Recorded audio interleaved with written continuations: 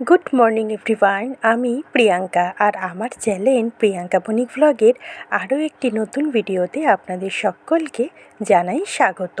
আশা করি আপনারা সকলেই ভালো আছেন এবং সুস্থ আছেন। আমরাও ভালো আছি। আজকে নতুন একটা দিন, আর চলুন আপনাদেরকে সঙ্গে নিয়ে আজকের ভিডিওটা আরম্ভ করে ফেলি। তবে ভিডিওর শুরুতেই একটা ছোট্ট রিকোয়েস্ট রইল, ভিডিওটা প্লিজ আপনারা একটু লাইক দিয়ে দেখা আরম্ভ করবেন। তবে এর মধ্যে আমি অনেক কটা কমেন্ট পেয়েছি যারা বলেছেন লাইক দিয়ে কিন্তু দেখা শুরু করেছি। তার মধ্যে কয়েকটা কমেন্টের নাম আমি বলছি, যেমন সঞ্জীব বণিক, আমার বড়মশাই কমেন্ট করেছে, দারুণ হয়েছে, থ্যাংক ইউ ফর কমেন্ট। তারপরে সৌমির সারাদিন চ্যানেলের সৌমি দিদিভাই কিন্তু আমাকে অনেক বড় কমেন্ট করেছে। তার মধ্যে থেকেই দিদিভাই বলেছে সেও জানে না মাছ কাটতে, আমিও জানি না গো মাছ কাটতে, দুজনের কি মিল বলো। থ্যাংক ইউ এত বড় কমেন্ট করার জন্য। ববিস কিচেন চ্যানেল ব্লগ থেকে আমাকে দিদিভাই কমেন্ট করেছে, খুব ভালো লাগতো ভিডিওটা, thank you for comment. Miss Sabina channel থেকে দিদিভাই কমেন্ট করেছেন, প্রিয় আপু, লাইক দিয়ে ভিডিওটা দেখা শুরু করলাম, থ্যাংক ইউ আপনাকে এত সুন্দর কমেন্ট করার জন্য। সুস্মিত সুইট নেস্ট চ্যানেল থেকে কমেন্ট করেছে, আপনার ছাদের গাছগুলি দেখে ভীষণ ভালো লাগলো। হ্যাঁ গো, আমি ছাদে গাছ লাগাতে ভীষণ ভালোবাসি। শুধু ছাদে কেন, যখন আমাদের বাড়ির সামনে বিশাল বড় উঠোন ছিল, সেই উঠোনের মধ্যেও আমি প্রচুর গাছ লাগিয়েছি, অনেক সবজিও চাষ করেছি। গাছটা ভীষণ ভালো লাগার জায়গা আমার। তো সবাইকে বলছি অনেক অনেক ধন্যবাদ এইভাবে পাশে থাকার জন্য, এত সুন্দর কমেন্ট করার জন্য। তবে আরও অনেক কমেন্ট এসছে, সব কমেন্ট তো আর একদিনে পড়া সম্ভব না, তার মধ্যে থেকে কয়েকটা বললাম। আর যাদের নাম বললাম না তারা কিন্তু প্লিজ রাগ করবেন না, অবশ্যই আগামী ভ্লগে আপনাদের নামগুলিও শেয়ার করব। তবে সবাইকে আরও একবার থ্যাঙ্কস এ লট। তো দেখুন, আপনাদের সঙ্গে কথা বলতে বলতে কিন্তু আমি জামা কাপড়টা মেলা শুরু করে দিয়েছি। আজকেও বেশ কয়েকটি জামা কাপড় কাচাকুচি করে ফেলেছি। বিছনার চাদরটা 3-4 দিন ধরে পড়েছিল, ওয়েদার খারাপের জন্য আমি চাদরটা কাচছিলাম না। এই কারণেই, কেননা চাদরটা কাচলে আপাতত আমাদের ঘরের ভেতরে চাদরটা মেলার জায়গা নেই, আমাকে সেই জড়ো করে রেখে দিতে হবে। আর ভিজে জামা কাপড় জড়ো করে রাখা মানেই একটা খুব বিচ্ছিরি গুমো গুমো গন্ধ হয়ে যায়। তার কারণে আজকে সকাল সকাল রোদ উঠতেই আমি ঝপাঝপ করে বিছনার চাদরটা কেচে ফেলেছি। আর ছাদ থেকে দেখলাম আমাদের নতুন সুপারির গাছে বেশ সুন্দর কিন্তু ফুল এসছে, সেটাও শেয়ার করলাম আপনাদের সঙ্গে। আর ঠিক পাশেই আম গাছের ডালে বসে একটা কাক, মেবি ওটা মাছের তেল বা মুরগির ছাট কিছু একটা খাচ্ছে। আমি আস্তেই করে ফোনটাকে ঘুরিয়ে দিলাম যাতে কাকটা বুঝতে না পারে। আর বুঝতেই পাচ্ছেন বেশ ক্লোজ দাঁড়িয়েছিলাম কিন্তু কাকটার সামনেই একদম, একটুখানি ভিডিও শেয়ার করলাম। তো তারপরে নিচে নেমে এসে যথারীতি রান্নাবান্না বসিয়ে দিলাম। রান্নাবান্না বলতে আজকে টিফিনটা কিন্তু আপনাদের দাদাভাই করেছে। আমি ঘুম থেকে উঠে দেখি আপনাদের দাদাভাইয়ের আলুর পরোটা করা কমপ্লিট হয়ে গেছে, তার সাথে আলু ভাজা দিয়ে খাওয়া হবে। তো সেই কারণে আলু ভাজাটা আমি বসিয়ে দিচ্ছি। তবে চিন্তা নেই, আলুর পরোটাটাও দেখাবো। আর ওদিকে আমি একটু গরম জলও বসিয়ে দিয়েছি। তারপরে মেয়েদের স্কুল আছে, আজকে সোমবার, সপ্তাহের দ্বিতীয় দিন, তো কাজ বাজ তো ফুল দমেই করতে হবে। সেই কারণেই সকাল সকাল ঘুম থেকে উঠেই কাজে লেগে পড়েছি। তবে আমার ওঠার আগেও প্রতিদিনই আপনাদের দাদাভাই আগে ওঠে, পরে আমি উঠি। ও আজকে টিফিনটা করে ফেলেছিল, আর টিফিনের সাথে যেটা খাওয়া হবে সেটা এখন আমি বসিয়ে দিয়েছি। আলু ভাজাটা অর্ধেক হয়ে গেছে, আর অর্ধেকটা হয়ে যাওয়ার পরেই আমি লবণটা অ্যাড করলাম। আর এপাশে পরের বাঁধাকপির তরকারি করব। আজকের বাঁধাকপিটাও ইন্ডাকশানে সেদ্ধ বসিয়ে দিয়েছি। তো দেখুন আমার আলু ভাজাটা হয়ে গেছে, আর এই যে ঘিয়ে ভাজা আলুর পরোটা, খেতে দারুণ হয়েছিল কিন্তু।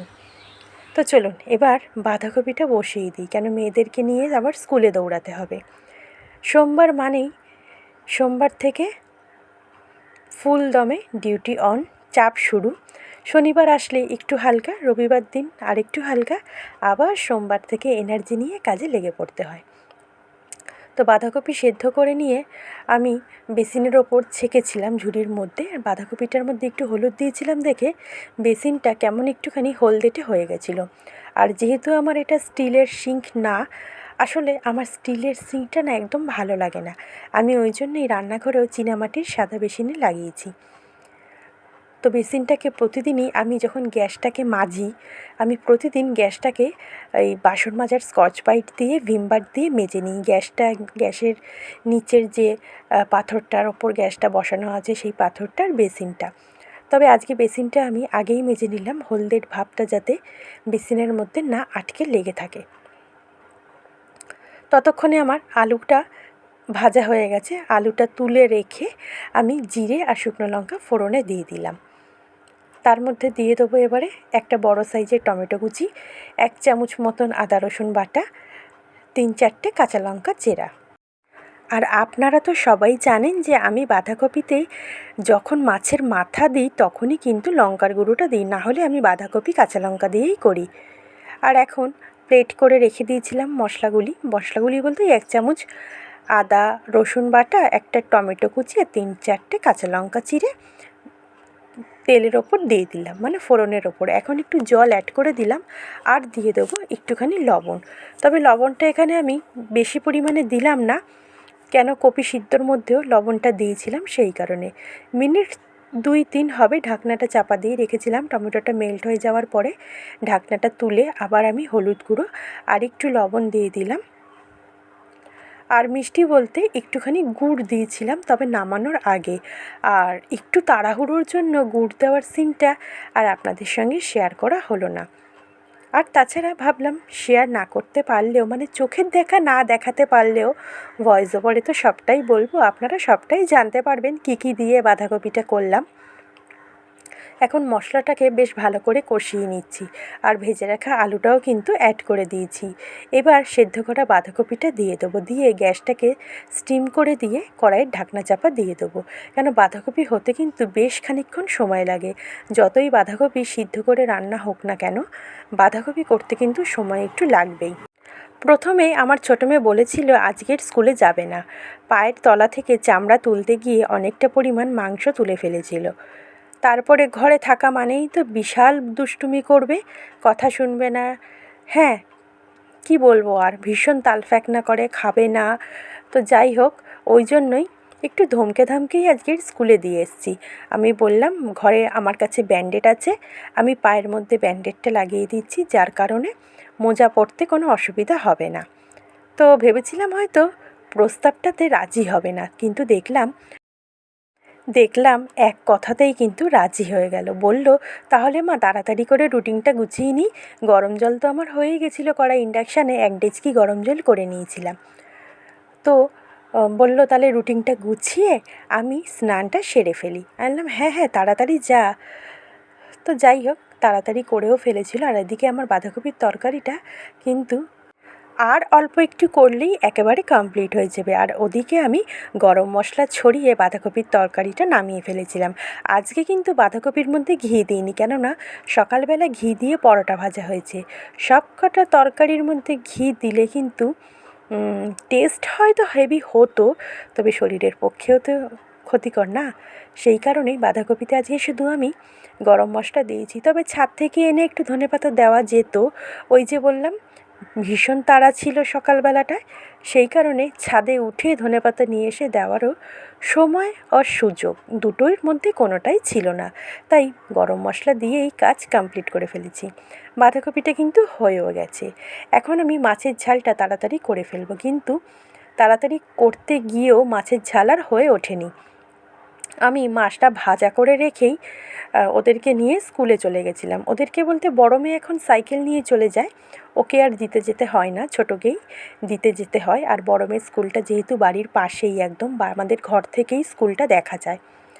আর ছোটো মেয়ের স্কুলটা অনেকটা দূরে, যাতায়াতে মোটামুটি 2 কিলোমিটার রাস্তা, মানে গিয়ে আবার ফেরত আসা।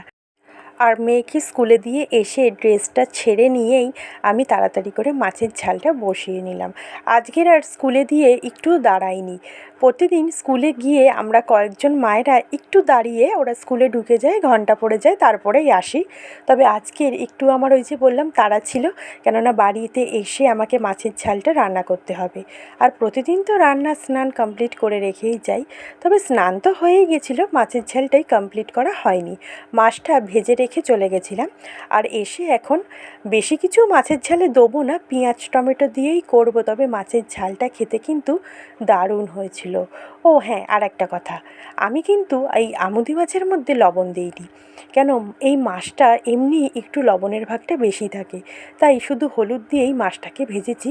আর তরকারিতে বলতে মাছের ঝালটার মধ্যে যেইটুখানি লবণ দরকার সেইটুখানি দিয়েছি, মোটমাট পরিমাণ মতো। কেন এই মাছটা আমি দেখেছি আমুদি মাছটা লবণ দিয়ে ভাজলে পরে মাছটার মধ্যে একদম নুনে পোড়া হয়ে যায়, তরকারি বা শুধু ভাজা খাওয়াই যায় না। তো সেই কারণেই আমি বেশ কয়েকবারই আমুদি মাছ আনলে পরে শুধু হলুদ দিয়েই ভাজা করি, যার কারণে মাছের মধ্যে তরকারির টেস্টটা খুব সুন্দরভাবে চলে যায় আর মাছটাতেও খেতে লবণ কাটা লাগে না। চাইলে আপনারাও আমুদি মাছ কিন্তু শুধুমাত্র হলুদ দিয়ে ভেজে রান্না করতে পারেন, লবণটা ছাড়া। আর এখন পেঁয়াজটা বেশ ভালো করে ভাজা হয়ে যাওয়ার পরে দিয়ে দিলাম একখানা গোটা টমেটো কুচি, আর দিয়ে দিচ্ছি হলুদ গুঁড়ো, লঙ্কার গুঁড়ো আর একটু কাশ্মীরি লঙ্কার গুঁড়ো। এবার সামান্য একটু জল দিয়ে মশলাটাকে খুব ভালো করে কষিয়ে নেবো, তবে কড়াইটাতে ঢাকনা চাপা দিয়ে দেবো টমেটোটা যাতে মেল্ট হয়ে যায়। আর এখন টমেটোগুলি দেখেছেন, দেখলেই কিন্তু লোভ লাগে, বেশ সুন্দর লাল লাল বড় বড় দেখে টমেটো আপনাদের দাদাভাই কিন্তু আনছে বাজার থেকে।